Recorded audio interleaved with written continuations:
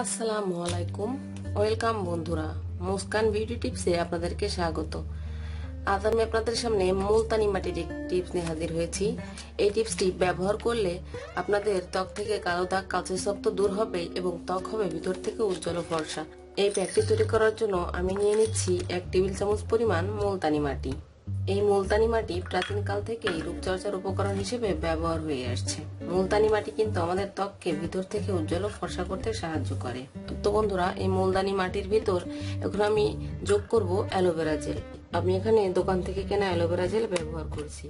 আপনারা চাইলে কিন্তু অ্যালোভেরা পাতা থেকেও জেল বের করে ব্যবহার করতে পারেন। অ্যালোভেরা জেলের মধ্যে এমন কিছু অ্যান্টিঅক্সিডেন্ট উপাদান থাকে যা আমাদের ত্বক থেকে কালো দাগ, কালচে ছোপ দূর করতে সাহায্য করে এবং লোমকূপের গোড়া পরিষ্কার করে ভিতর থেকে উজ্জ্বল ও ফর্সা করে আমাদের ত্বককে। এর মধ্যে আমি এখন অ্যাড করব আলমন্ড অয়েল, অর্থাৎ বাদামের তেল। এখানে বাদামের তেলের পরিবর্তে আপনারা কেউ চাইলে নারকেল তেলও ব্যবহার করতে পারেন, কিন্তু বাদামের তেলটি ব্যবহার করলে উপকারটা বেশি হবে। এই আলমন্ড অয়েল দেওয়ার পর এই প্যাকটি ভালো করে মিশিয়ে নিতে হবে।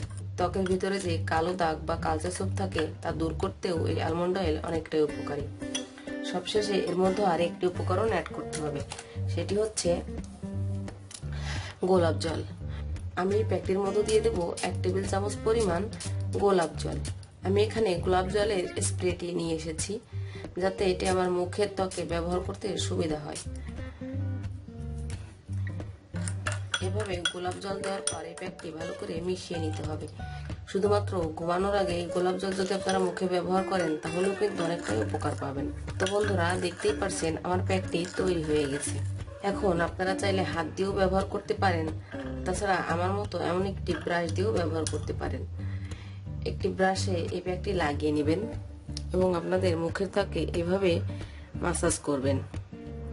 এভাবে 2 থেকে 3 মিনিট মাসাজ করার পর এই প্যাকটি মুখের ত্বকে লাগিয়ে রেখে দিবেন 20 থেকে 25 মিনিট। 20 থেকে 25 মিনিট রাখার পর এই প্যাকটি আপনাদের মুখের ত্বকে শুকিয়ে যাবে। আপনারা অবশ্যই এই প্যাকটি রাতে ঘুমানোর আগে লাগানোর চেষ্টা করবেন। এভাবে 15 থেকে 20 মিনিট এই প্যাকটি মুখের ত্বকে লাগিয়ে রেখে দিবেন। বন্ধুরা, আমি আমার এই প্যাকটি 15 থেকে 20 মিনিট পর শুকিয়ে গেলে ধুয়ে নিয়ে ফিরে আসছি। আমি আমার হাতটি ধুয়ে নিয়েছি। এই প্যাকটি একবার ব্যবহারের ফলেই আমার হাতের ত্বকটি অনেকটাই সফট হয়ে গেছে।